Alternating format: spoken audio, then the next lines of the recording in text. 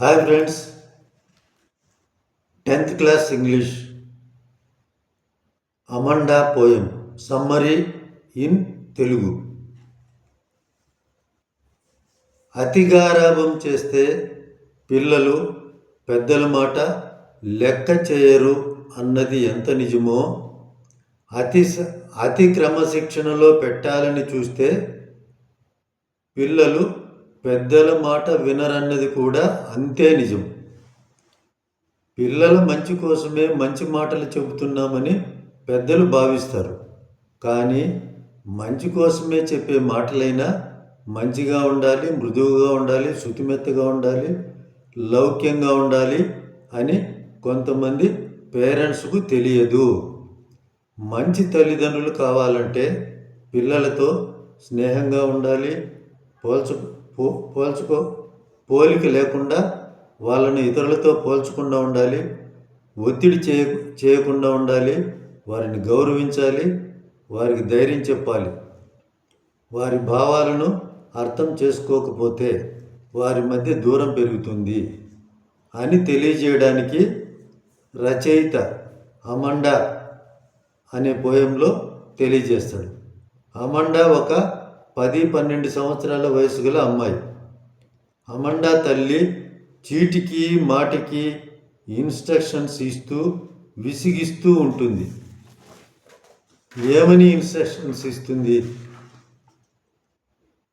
తల్లి అమండాతో ఇలా అంటుంది: గోళ్ళు కొరకవద్దు, సరిగ్గా కూర్చో, నిటారుగా కూర్చో, భుజాలు వేలాడేసుకోవద్దు, హోంవర్క్ చేసావా, రూమ్ శుభ్రం చేసావా, షూ శుభ్రం చేసుకో, చాక్లెట్లు తినొద్దు, మొటిమలు వస్తాయి, అలగొద్దు, నేను చెప్పేటప్పుడు నా వైపే చూడు, మూడీగా ఉంటున్నావు, చూసేవాళ్ళు ఏమనుకుంటారు, నేనేదో నిన్ను రాచి రంపాన పెడుతున్నట్లు అనుకుంటారు, మేనర్స్ సరిగా నేర్పలేదని అనుకుంటారు అని పదే పదే మళ్ళీ చెప్పిందే చెబుతూ మాట మాటకు పేరు పెట్టి గుచ్చి అడుగుతూ ఇన్స్ట్రక్షన్స్ ఇస్తూ ఉంటుంది.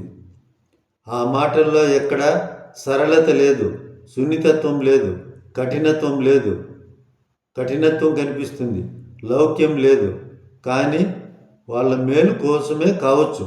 కానీ తల్లి విసిగింపులు తట్టుకోలేక ఇమాజినేషన్స్లో అంటే డే డ్రీమ్స్లో అమండా మునిగిపోయి ఉంటుంది.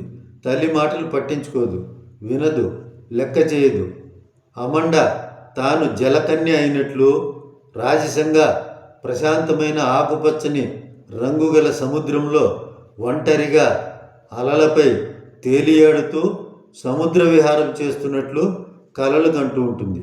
ఇంకా ఒక అనాథ అయినట్లు, మందలించేందుకు తల్లిదండ్రులు లేనట్లు, వీధుల్లో ఫ్రీగా తిరుగుతూ ఉన్నట్లు, చెప్పులు లేకుండా నేలపై మట్టిలో కాలి వేళ్లతో ముగ్గులు వేస్తున్నట్లు, నిశ్శబ్దాన్ని ఆస్వాదిస్తున్నట్లు పగటి కళ్ళు ఊహల్లో మునిగిపోయి ఉంటుంది.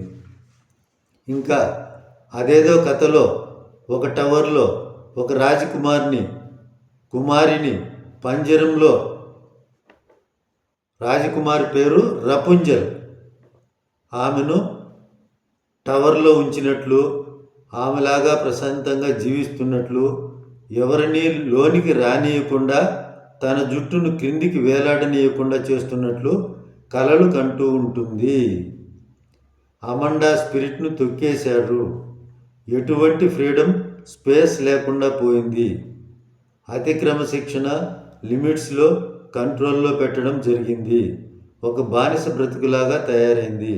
ఒక ఆటపాట, ముద్దు ముచ్చట, ఆప్యాయమైన పలకరింపులు కరువైపోయినాయి. ఒక యంత్రంలాగా ఆర్టిఫిషియల్ లైఫ్గా మారిపోయింది. అందుకే అమండా అలా తయారైంది.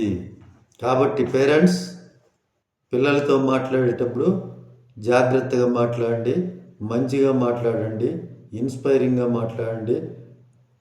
అతి ముఖ్యమైనది ఇతరులతో పోల్చుకోండి. Thank you. బై.